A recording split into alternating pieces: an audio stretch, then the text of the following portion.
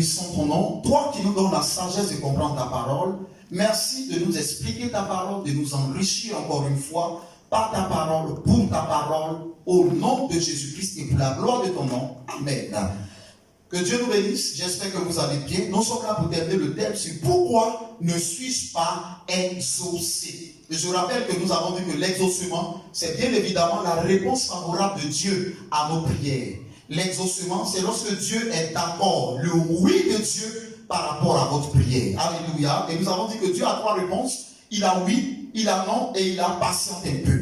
Matthieu 6, verset 5 à 8, qui est notre verset de base, que je vais lire en même temps. Nous allons lire au verset 6. Mais quand tu pries, entre dans ta chambre, ferme ta porte et prie ton Père qui est dans le lieu secret. Et ton Père qui va dans le secret te le rendra. Cela sous-entend que Dieu est prêt à te rendre ta prière. Te rendre ta prière veut dire que Dieu est prêt à t'exaucer.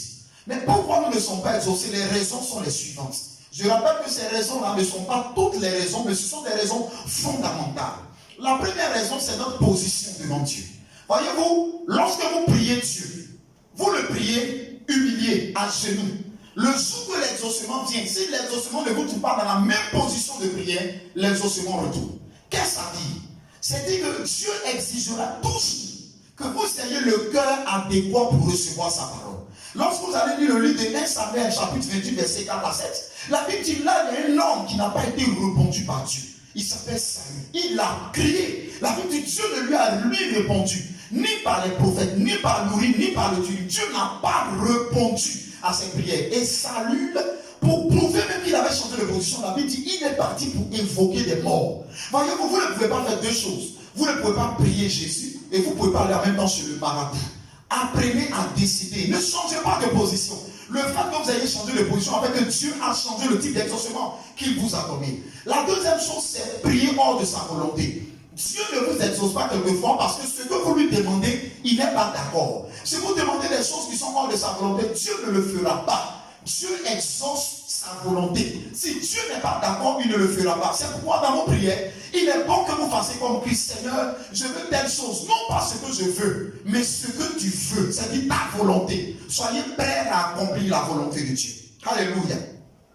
Troisième raison, le temps de l'exaucement. 2 Corinthiens chapitre 6, verset 2. Le temps de l'exaucement, oui, Dieu a un temps où il vous répond. Si Dieu n'est pas dans son temps, ce temps-là s'appelle le temps favorable, c'est-à-dire le temps kairos. Vous entendez le terme kairos? Kairos veut dire le temps favorable pour l'exaucement. Je lis la parole, la Bible dit, car il dit, au temps favorable, je t'ai exaucé, au jour du salut, je t'ai secouru. Voici maintenant le temps favorable, voici maintenant le jour du salut. Dieu a un temps où il vous exauce. Vous pouvez avoir un temps de prière aujourd'hui et Dieu va vous décider de vous exaucer demain. Souvenez-vous que Dieu est souverain. Il fait toutes choses bonnes dans son temps. Quelquefois, ce n'est pas le diable qui le fait. Quelquefois, c'est parce que Dieu a vu que ce n'est pas encore le temps favorable, ce n'est même pas encore le temps kairos.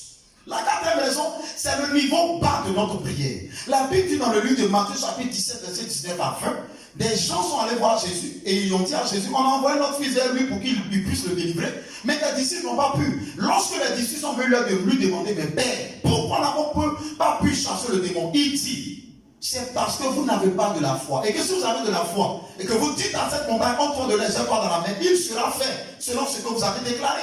Quelquefois, les gens n'ont pas la foi qu'ils vont prier, ils vont prier Dieu. Je vous explique la foi. La foi, c'est que lorsque vous élevez la voix, que vous dites, Père, je te rends grâce, parce qu'au nom de Jésus, ce matin, tu me donnes le baptême du Saint-Esprit. Vous avez reçu sur le champ le baptême du Saint-Esprit. Le niveau bas de ta foi explique pourquoi est-ce que depuis tu n'es pas exaucé. En prochain lieu, la prière égoïste ou intéressée. Jacques 4, verset 2 à 3 dit, vous priez et vous n'êtes pas exaucé. Vous demandez et on ne vous donne pas. Parce que vous demandez mal. Vous priez pour satisfaire vos propres besoins. Ne faites pas une prière égoïste. Je vous ai dit aux vidéos dernières que lorsque vous priez Dieu, ne le priez pas seulement parce que vous avez un besoin. Priez également pour les autres. C'est ce qu'on appelle l'intercession. Priez pour l'œuvre de Dieu. Priez pour votre pasteur. Priez pour les autres. Ne faites pas de prière égoïste. Des gens prient Dieu lorsqu'ils ont un besoin. Dieu ne t'attend pas seulement quand tu as un besoin. Il veut que tu viennes prier pour l'adorer. Il veut que tu viennes prier pour le louer. Ne priez pas seulement de façon égoïste. Avant-dernier point, le manque de persévérance. Lorsque vous allez lire le livre de Genèse 21, verset 5, la Bible dit, à l'âge âgé de 100 ans, Dieu exauça Abraham. Vous pensez que c'est à 100 ans qu'Abraham a décidé d'avoir Isaac? Non, Abraham a décidé d'avoir Isaac il y a longtemps, des décennies passées.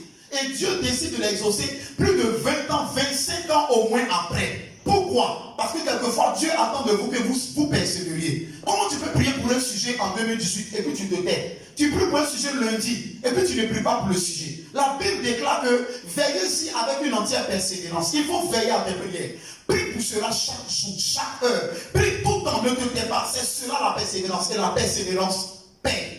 En dernier lieu, le refus de suivre les instructions prophétiques. Lorsque vous allez prendre le livre de 1 Roi 13, verset 1 à 26, la Bible enseigne que Dieu a parlé à un prophète.